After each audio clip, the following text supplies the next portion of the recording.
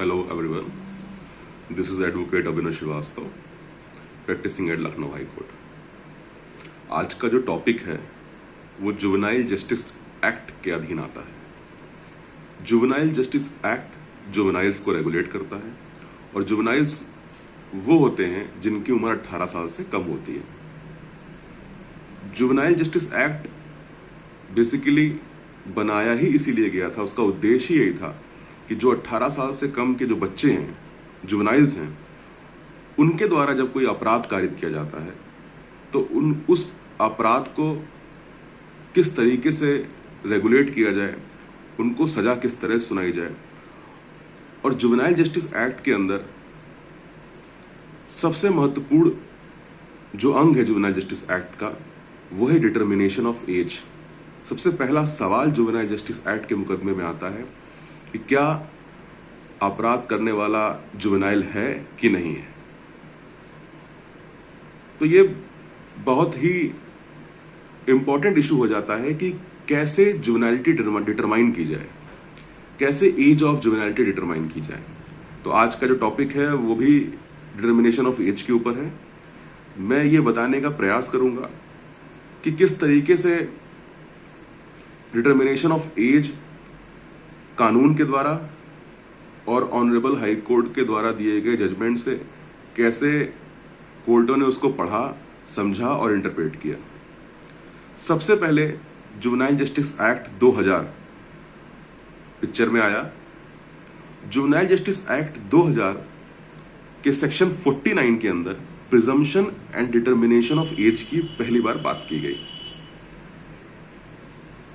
Presumption और determination of age की section 49 में जब बात की गई तो उसमें यह कहा गया कि जो कंपिटेंट अथॉरिटी होगी उनके सामने जिस तरीके का एविडेंस पेश किया जाएगा वो उस तरीके के एविडेंस को देखते हुए ये डिसाइड करेंगे कि वो जो नाबालिग है वो जुवेनाइल है कि नहीं है।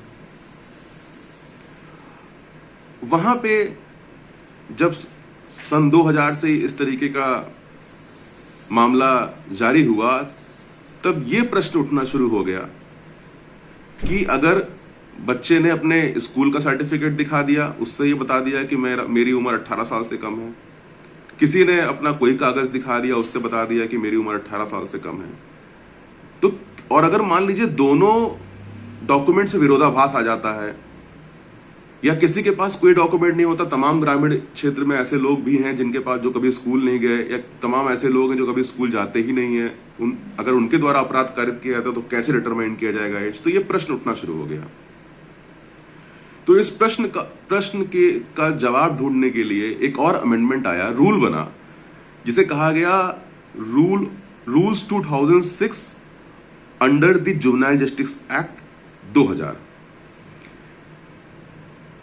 जो रूल 2006 आया, उस रूल 2006 के अंदर रूल 12 मेंशन किया गया और रूल 12 में यह बताने का प्रयास किया गया कि किस डॉक्यूमेंट को आप हाई वेटेज देंगे, किस डॉक्यूमेंट को उससे नीचे रखेंगे, एंड देन अगर वो डॉक्यूमेंट नहीं होगा तो थर्ड नंबर पे कौन सा डॉक्यूमेंट होगा एज डिटरमाइन करने के लिए। Rule 12 of the rules under 2006 जो आया उसमें पहली बार यह प्रयास किया गया। तो रूल 12 में क्या कहा गया एक बार देख लेते हैं। रूल 12 बात करता है procedure to be followed in determination of age, कि एज डिटरमाइन करने के लिए क्या प्रोसीजर फॉलो किया जाएगा। यह पहली बार बात हुई रूल 12 में ऑफ 2006। इसका सब रूल 3 जो है वो कहता है कि in every case concerning a child और juvenile in conflict with law. Conflict with law का मतलब क्या होता है? कॉन्फ्लिक्ट विद लॉ का मतलब यह है कि अगर वो 7 साल या उससे ऊपर का अपराध कारित करता है और वो जुवेनाइल है तो उसको juvenile in conflict with law माना जाएगा। और फिर उसकी एज डिटरमाइन कैसे की जाएगी? The age determination inquiry shall be conducted by the court or board. Board means Juvenile Justice Board. Or as the case may be, the committee by seeking evidence by obtaining क्या क्या evidence obtain करेंगे और उसकी chronology क्या होगी, ये बताने का प्रयास किया गया। A, the first evidence which has given the high weightage is the matriculation or equivalent certificate, मतलब हाई स्कूल का सर्टिफिकेट या उसके इक्विवेलेंट कोई भी certificate, if available and in the absence thereof, मतलब अगर वो हाई स्कूल का सर्टिफिकेट दे देता है तो आपको हाई स्कूल का सर्टिफिकेट मान के उसकी डिटरमाइन, अगर हाई स्कूल में लिख के आ गया कि वो बच्चा 16 साल का है तो आपको 16 साल माननी होगी उसकी एज।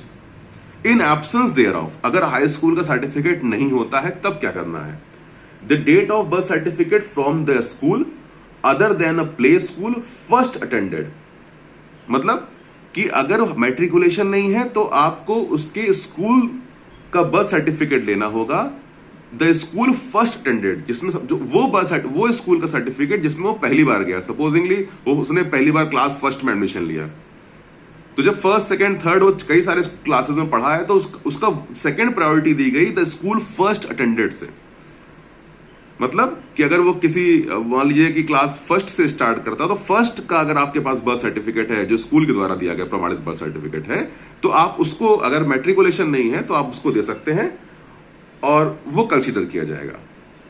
अगर वो भी नहीं है, वो कभी स्कूल ही नहीं गया, तब क्या होगा, तब the birth certificate given by the corporation और म्युनिसिपल अथॉरिटी और अ पंचायत, मतलब अगर मैट्रिकुलेशन नहीं, हाई स्कूल नहीं है, birth certificate from the school first attended नहीं है, फिर वो अगर ये दोनों नहीं है तब नगर निगम, पंचायत, म्युनिसिपल कॉर्पोरेशन, यहां से दिया गया बर्थ सर्टिफिकेट जो प्रमाणित बर्थ सर्टिफिकेट है, फिर वो कंसीडर किया जाएगा। और अगर ये तीनों नहीं है तो मेडिकल कराया जाएगा फॉर डिटर्मिनेशन ऑफ एज, जिसको बोला जाता है एमएलसी फॉर एज बोला जाता है, बहुत लोग ऑसिफिकेशन टेस्ट भी बोला जाता है, जो मेडिकल के द्वारा प्रमाणित किया जाएगा। और अगर उसने अपराध किया है तो उसको +2 -2 का बेनिफिट दिया जाएगा, बिकॉज ये प्रिज्यूम किया जाता है कि अगर मेडिकल से डिटरमाइन की जा रही है एज तो एक्यूज्ड के फेवर में, क्योंकि वो एक्यूरेट डेट ऑफ बर्थ नहीं होती है उसमें कानून ने ये कहा, जजमेंट से ये चीज डेवलप हुई कि उसको +2 और -2 का वेटेज दिया जाएगा कि अगर मान लीजिए अगर मान लीजिए कि कोई लड़की है जिसके साथ अपराध कारित हो गया और वो अपने आप को कहती है कि मेरी 18 साल से कम की उम्र है, मेरे साथ में इसने अपराध कारित किया, तो एक्यूज को +2 -2 का बेनिफिट मिलेगा। अगर एक्यूज मेजर है और उसने किसी माइनर पॉक्सो इस तरह की कंडीशन में पॉक्सो लग जाएगा। अगर लड़की 18 साल से कम है उसकी भी डिटर्मिनेशन ऑफ एज इस सेक्शन से ही होती आ रही थी पहले। तो यहां पे लिखा हुआ है कि अगर वो मेडिकल से उसकी डिटरमाइन की जा रही लड़की की पीड़िता की बात मैं कर रहा हूं, तो एक्यूज्ड अगर मेजर है और लड़की अपनी एज साबित कर रही है मेडिकल से, तो एक्यूज्ड को +2 -2 का बेनिफिट मिलेगा। मतलब अगर वो अपनी एज मेडिकल से ये दिखा रही है 15 साल तो उसकी एज मैक्सिमम 16 साल पड़ जाएगी, और अगर 17 साल दिखा रही है तो वो मेजर ट्रीट की जाएगी। लेकिन अगर वो जुवेनाइल है जिसने अपराध कारित किया और उसकी एज डिटर्मिनेशन के लिए सवाल बोर्ड के सामने आता है तो उसको -1 लोअर साइड का बेनिफिट मिलेगा। मतलब अगर उसकी मेडिकल से एज आ रही है 17 साल तो -1 16 साल पड़ जाएगी, अगर 16 साल एज आ रही है तो 15 साल पड़ जाएगी, और 15 साल अगर एज आ रही है तो 14 साल पड़ जाएगी मेडिकल के हिसाब से। ये 2006 तक कानून इस तरीके से चल रहा था। फिर पिक्चर में आया juvenile justice act 2015। Juvenile justice act 2015 में कुछ इसी पॉइंट पे कुछ चेंजेस हो गए, और जुवेनाइल जस्टिस एक्ट 2015 के अंदर जो determination of presumption determination of age का जो सेक्शन रखा गया वो सेक्शन था section 94 of the JJ act 2015। और फिर से इस चीज पे रिसर्च हुई और एनालिसिस हुआ कि कौन सा डॉक्यूमेंट को हाई प्रायोरिटी दी जाए, और जो 94 ऑफ जेजे एक्ट आया 2015 का, उसमें यह कहा गया कि इन केस द कमिटी और the board has reasonable grounds for doubt regarding whether the person brought before it is a child or not, the committee or the board, as the case may be, shall undertakes the process of age determination by seeking evidence by obtaining। तो वहां पे जो 2006 का जो rules 2006 under 2000 act था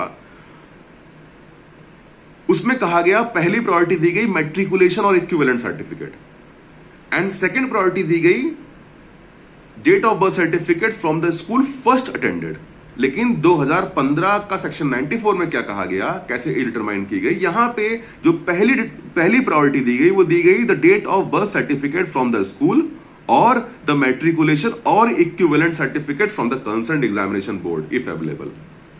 मतलब यहां पे जो फर्स्ट अटेंडेड वर्ड इस्तेमाल था सेकंड वाली प्रायोरिटी पे, उसको उठा के फर्स्ट प्रायोरिटी पे रखा गया, लेकिन फर्स्ट अटेंडेड वर्ड हटा दिया गया और क्या किया गया, ये मेंशन किया गया the date of birth certificate from the school, comma, इतना। तो date of birth from the school का मतलब ये है कि वो अगर सेकंड क्लास का भी डेट ऑफ बर्थ सर्टिफिकेट देता है तो उसको माना जाएगा, थर्ड का भी देता है तो उसको माना जाएगा, फोर्थ का भी देता है उसको माना जाएगा। इस तरीके से समझने का प्रयास किया गया इस कानून को। लेकिन धीरे धीरे जब जुडिशियल डेवलपमेंट्स हुए, जब कोर्ट के सामने ये सवाल आया कि आपने डेट ऑफ बर्थ सर्टिफिकेट किसी प्राइवेट संस्था से अगर वो पढ़ा हुआ है, किसी प्राइवेट बोर्ड से अगर वो पढ़ के आया है और वो केवल क्लास 6th और 7th तक पढ़ा हुआ है जुवेनाइल, और उसने अपने क्लास 5th और 7th का एक सर्टिफिकेट दे दिया उठा के, तो क्या उस सर्टिफिकेट को एज इट इज मान लिया जाएगा और उससे एज उसकी डिटरमाइन हो जाएगी, या कुछ और भी फैक्टर को एग्जामिन किया जाएगा उसकी ऑथेंटिसिटी को चेक करने के लिए? ये सवाल आया। ये सवाल क्यों आया?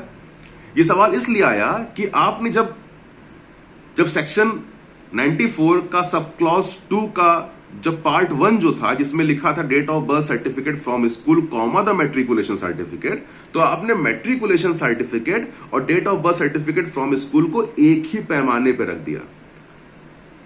तो जब ये चीज कोर्ट के समक्ष आई तो कोर्ट ने उसको इस तरीके से इंटरप्रेट किया कि the intention of the legislature while passing this particular provision is that कि डेट ऑफ बर्थ सर्टिफिकेट और मैट्रिकुलेशन सर्टिफिकेट जब इक्विवेलेंट पैमाने पर रखा गया, तो डेट ऑफ बर्थ सर्टिफिकेट को की ऑथेंटिसिटी को बढ़ाने के लिए आपको उसी लेवल का एग्जामिनेशन एनालिसिस एग्जामिनेशन करना पड़ेगा, जिससे उसकी ऑथेंटिसिटी उसी लेवल की हो जिस लेवल की matriculation certificate given by the board की होती है। तो अब सवाल यह है कि अगर एक बच्चा अपना बर्थ सर्टिफिकेट स्कूल से प्रमाणित करके ले आता है, बर्थ सर्टिफिकेट दे देता है बोर्ड के सामने, तो बोर्ड उसकी एज कैसे डिटरमाइन करेगी? 2015 के जेजे एक्ट के हिसाब से सेक्शन 94 सब क्लॉज 2 का जो सब पार्ट 1 है, उसके हिसाब से कैसे डिटरमाइन करेगी अगर उसने अपना बर्थ सर्टिफिकेट फ्रॉम स्कूल दे दिया? ये सवाल है। तो ये सवाल जब कोर्ट के सामने आया तो धीरे धीरे जब कोर्टों ने इसको एनालाइज किया तो ये सवाल स्टेप बाय स्टेप ओपन होना शुरू हो गया कि कैसे डिटरमाइन करें, कैसे उसकी ऑथेंटिसिटी चेक करें। तो इसके लिए कई सारे जजमेंट्स हैं, but I have gone through one judgment of Bombay high court, that is Meharban Hasan Babu Khan versus state of Maharashtra and another. ये 2023 का जजमेंट है, 2 मई 2023। आप इस जजमेंट में ये सवाल आया कोर्ट के सामने, तब तमाम जजमेंट पेश किए गए, Jarnail Singh versus state of Haryana 2013 का, और भी बहुत सारे जजमेंट पेश किए गए, और कोर्ट ने ये सवाल का आंसर देने के लिए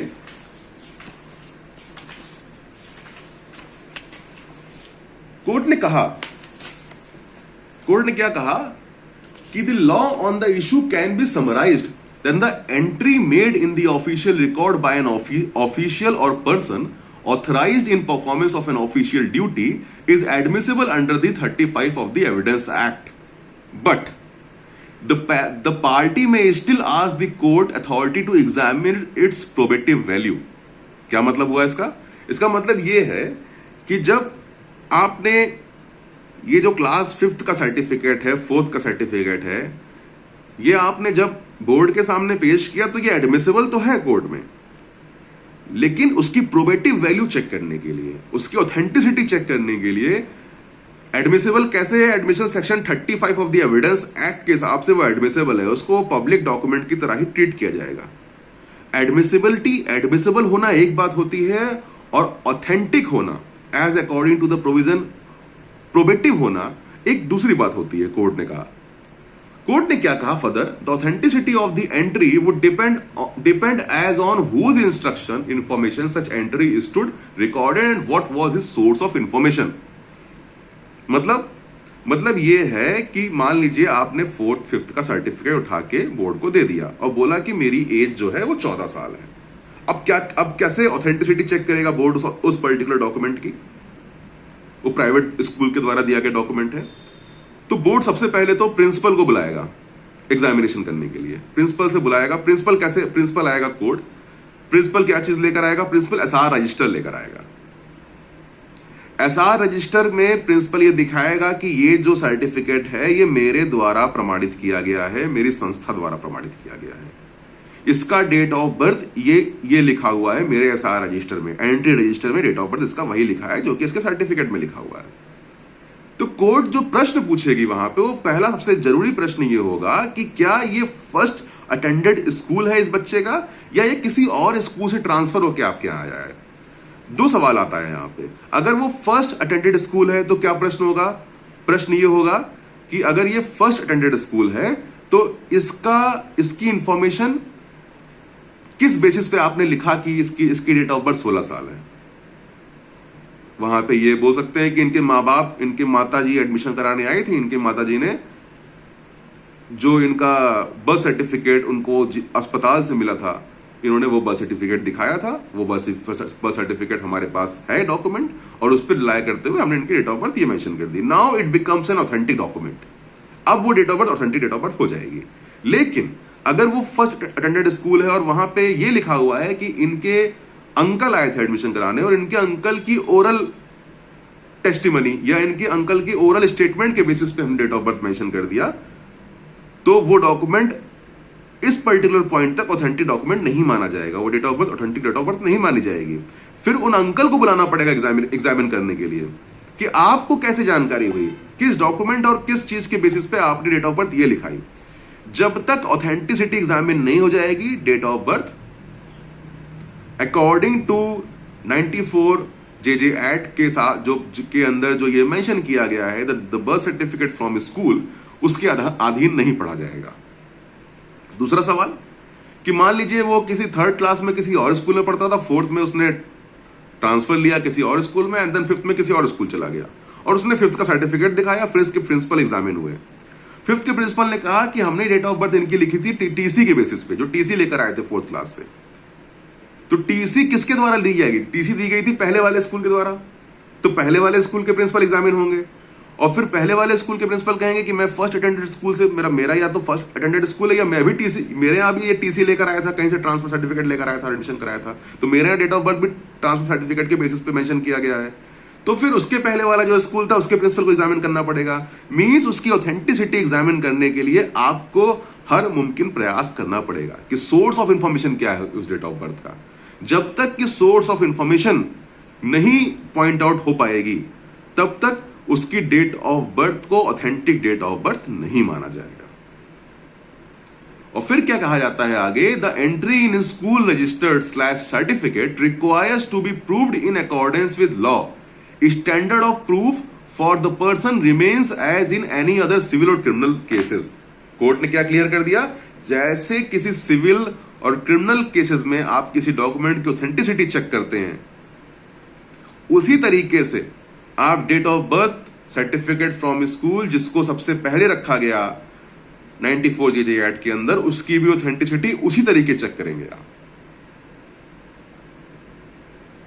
तो जवाब यह है कि जब आप बर्थ सर्टिफिकेट फ्रॉम स्कूल लेकर आएंगे, किसी भी क्लास का लेकर आएंगे, तो उसको वो एडमिसिबल तो हो जाएगा कोर्ट के अंदर, बट उसकी probative value as according to the 94 of JJ act board को एग्जामिन करनी पड़ेगी।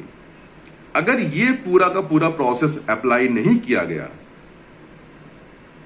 तो उसकी जो उसकी ऑथेंटिसिटी है वो डाउटफुल मानी जाएगी और आप फर्दर स्टेप पे बोर्ड बढ़ जाएगा, उसको मानेगा इन एब्सेंस देयर ऑफ। और फिर सवाल होगा कि चलिए भाई, ये तो आपकी डेट ऑफ बर्थ को मैं अप्रोप्रिएट डेट ऑफ बर्थ नहीं मानता, अब बताइए कि जो 2nd और 3rd क्लॉज मेंशन है आप क्या हाई स्कूल पढ़े हैं? अगर हाई स्कूल नहीं पढ़े तो म्यूनिसिपल कॉर्पोरेशन में रजिस्टर्ड डेट ऑफ बर्थ अगर कोई है तो वो दीजिए। और अगर इन सब में से कुछ भी नहीं है, बस आपने प्रिंसिपल द्वारा प्रमाणित डेट ऑफ बर्थ दिया और वो ऑथेंटिक नहीं माना गया, तो सीधे ऑसिफिकेशन टेस्ट होगा। और ऑसिफिकेशन टेस्ट में अगर उसकी एज 17 साल आती है और प्रिंसिपल के द्वारा जो डेट ऑफ बर्थ मेंशन थी वो 13 साल आती है, और 13 साल की डेट ऑफ बर्थ को वो ऑथेंटिसिटी उसकी एग्जामिन नहीं कर पाता, या एग्जामिन उसका सोर्स ऑफ इंफॉर्मेशन अप्रोप्रिएट नहीं पाया जाता बोर्ड के सामने, तो वो मेडिकल द्वारा प्रमाणित डेट ऑफ बर्थ को मानेंगे। और तब जो जुवेनाइल है उसको -1 लोअर साइड का लाभ मिलेगा। जैसे मान लीजिए मेडिकल वाली डेट ऑफ बर्थ उसकी 17 साल आ जाती है, जुवेनाइल वाली डेट ऑफ बर्थ उसकी आ जाती है, जो प्रिंसिपल द्वारा प्रमाणित डेट ऑफ बर्थ आ जाती है वो आ जाती है 19 साल या 20 साल मान लीजिए आ जाती है। तो इस चीज में उस बर्डन ऑफ प्रूफ उसी के ऊपर आएगा जिसने प्लेस किया है। अगर वो साबित नहीं कर पाया और मेडिकल वाली डेट पे 17 साल आ गई तो -1 लोअर साइड के साथ 16 साल माना जाएगा और उसको juvenile in conflict with law माना जाएगा और फिर उसको वयस्क की तरह ट्रीट किया जाएगा एज अकॉर्डिंग टू सेक्शन 15। वहीं अगर पॉक्सो एक्ट का अपराध उसने कर दिया, मान लीजिए किसी वयस्क आदमी ने कर दिया जिसकी उम्र है 24 साल 25 साल और पीड़िता अपनी एज बताती है कि मैं जुवेनाइल थी, मेरे साथ पॉक्सो का अपराध कारित हो गया, और उसने अपने date of birth school certificate के हिसाब से जो प्लेस की वो प्लेस की 14 साल 13 साल, और वो ऑथेंटिसिटी इस लेवल पे एग्जामिन नहीं करवा पाई या उसकी प्रोबेटिव वैल्यू डाउटफुल हो गई और उसके पास उसके अलावा कोई और सर्टिफिकेट नहीं है कि उसका जब मेडिकल कराया गया तो उसमें उसकी एज आई 17 साल या मान लीजिए 16 साल आई, तो +2 और -2 का जो कानून है जिसमें एरर पे बेनिफिट, अगर आप मेडिकल एग्जामिनेशन से अगर डेट ऑफ बर्थ आपकी डिटरमाइन की जाती है तो +2 अपर साइड का बेनिफिट एक्यूज को दिया जाता है और उस हिसाब से आपकी डेट ऑफ बर्थ आ गई 18 साल। अब आप मेजर हो गए। जहां पे कंसेंटिंग का सवाल आया वो सवाल मीट आउट नहीं कर पाया क्योंकि अब आप मेजर हो। आपने अगर कंसेंट के आपके साथ में कोई कंसेंचुअल कोई अपराध कारित हो जाता है तो माइनर के साथ तो वो अपराध होता है, बट अगर मेजर अगर आप हो तो अपराध की श्रेणी में नहीं आता अगर आपने भी कंसेंट दी थी। तो वहां पे जो है वो जो अपराध था वो हट गया, अब वो ऑफेंस नहीं कहलाया गया। जैसे आपने किसी माइनर के साथ में संबंध बनाया और उसके बाद उसके गार्जियन ने आपके खिलाफ मुकदमा पंजीकृत कर दिया और आपने वो माइनर अपनी डेट ऑफ बर्थ साबित नहीं कर पाई और उसकी डेट ऑफ बर्थ मेडिकल से एग्जामिन हुई, उसमें उसकी 17 साल आई, तो उसको वयस्क ट्रीट किया जाएगा और फिर जो कंसेंशुअल अपराध हुआ उसको अपराध नहीं माना जाएगा। और अगर सजा सुना दी गई थी तो अपील में एक्विटल हो जाएगा, और अगर डिटर्मिनेशन ऑफ एज के लेवल पे केस चल रहा है तो एज जो है उसकी डाउटफुल मानी जाएगी और फिर मेडिकल से एक्यूज को लाभ दिया जाएगा। तो ये पूरा का पूरा सर्कमफ्रेंस है, कैसे डिटरमाइन की जाएगी एज, कैसे